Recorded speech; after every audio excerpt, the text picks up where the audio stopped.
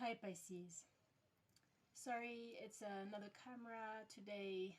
It's not very well formatted, but I really wanted to get this video out there. Bear with me, I have a new camera coming in and everything will be smoother next time. Pisces, a lot going on, right? Happy New Year astrologically. We have entered Aries, the equinox, and we have definitely felt this solar energy, this fire, the action, the push to really go forward.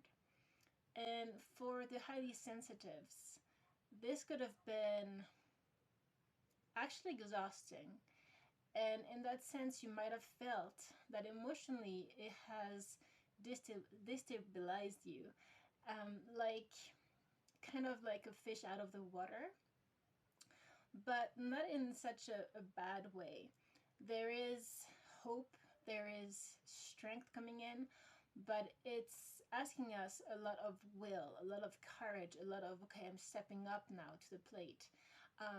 All that was in my way before, I'm letting go of it. For each and every one of you, it's going to be different. It could be your thought pattern, whatever has been blocking you. Also, your fears. And here, Pisces, we also have entered Pluto. Pluto has entered Aquarius yesterday.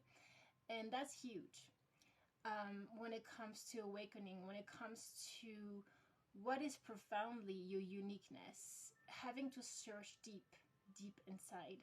And for this, again, for the highly sensitives, there's a call to not forget the rest, not forget the creating your sacred space in all the activity that is asked of us.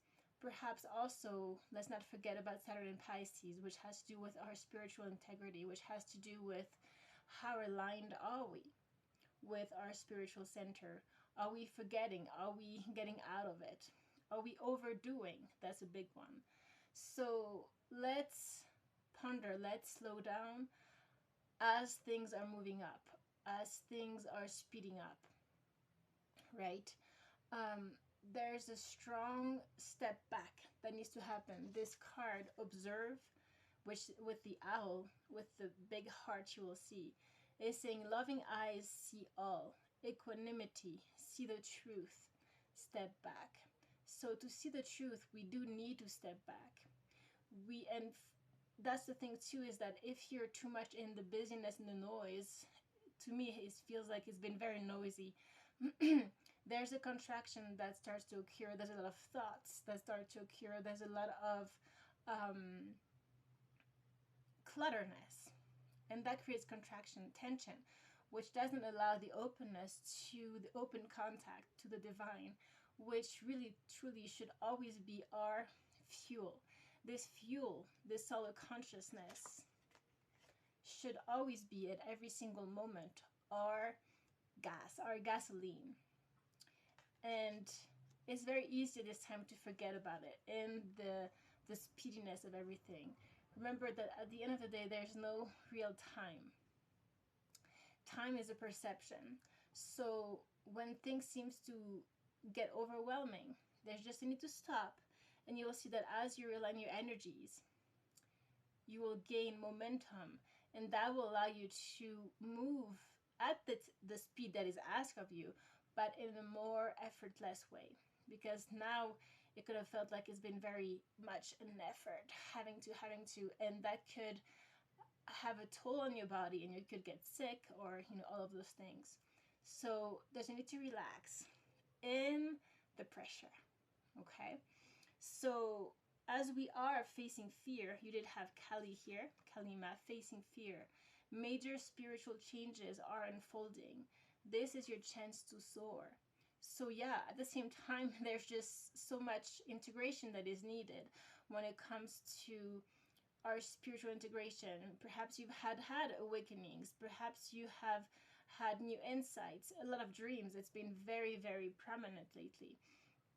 And so this also asks for rest, right? The manifestation comes from action, but also from a tremendous focus. if you are not allowed to really gather your momentum and truly during your day keep the inner focus, then you lose your direction. You lose yourself, right? Because you could be doing so many beautiful things, but at the end of the day, it feels like if you have lost touch, connection with the divine, then nothing is really worth it, right? The inspiration is not there. And with all the creativity that is coming through here, with the needing to step up into your uniqueness, you need to step up into your divine uniqueness, which is what brings you the inspiration, but also the magic to create something that was never done before, for example. And not in an egoic way, it's just that it will be your own, your individual mediumship, right? Your individual connection, channeling of the divine, of what you are supposed to create in this lifetime, right? So, yes, there's a devotion to service, to what you can bring to others. There's enlightenment at the heart of your read. So, the enlightenment is to remember to always fill yourself up with the light, because again, that is your fuel. You have filled the well. You can be of service, but you can also drain your energy. The more you are of service, we've talked about that before, Pisces, the more of you are of service and giving of your light, of your heart, of your beautiful sweet heart, you need to also get back to you. Learn to nurture.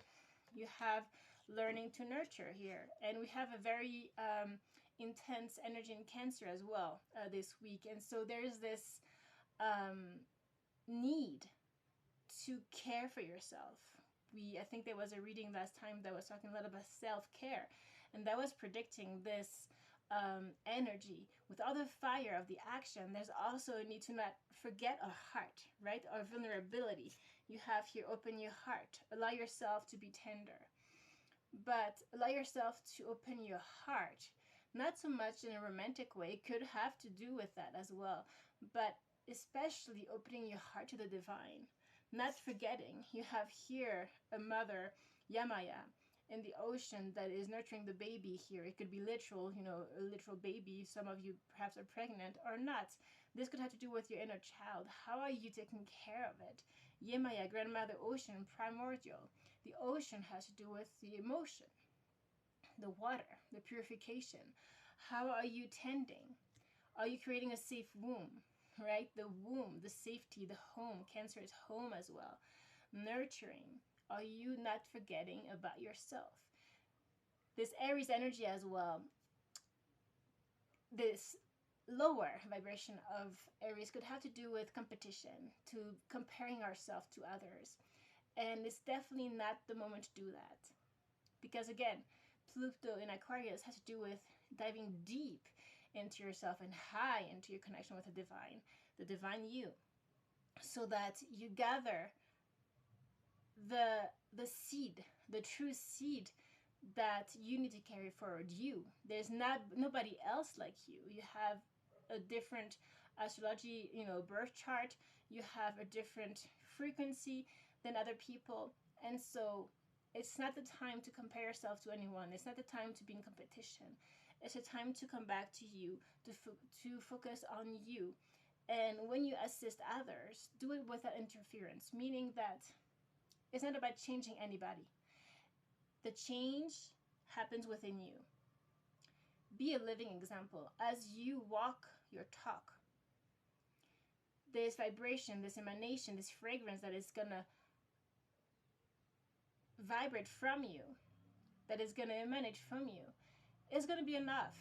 People will be drawn to that, and then will perhaps listen more or be changed by that, changed by your manifestations, by the work you do, because it is inspired by something beyond, not your ego, right? Remember, we're doing all those things, but what matters most is how are you living from the essence of life itself? How are you enjoying every moment?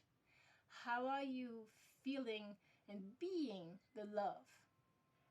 How are you vibrating? What is your frequency?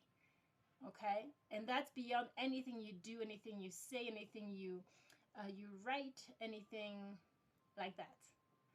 It's all about who we are, not what we do.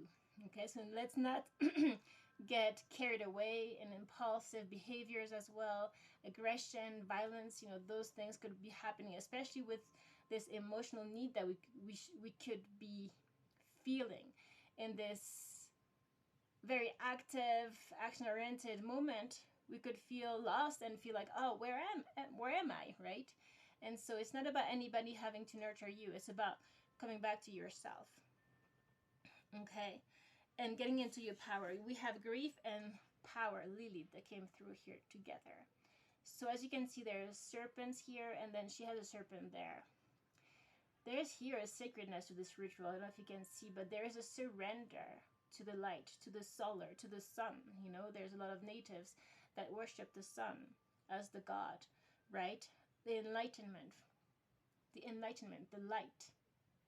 So I'm seeing a lot of 111 here. This has to do with getting into your own power, the feminine power, but also the integration between the masculine. I think the video stopped. I hope, yeah, we're here. And so it's all up to us to integrate.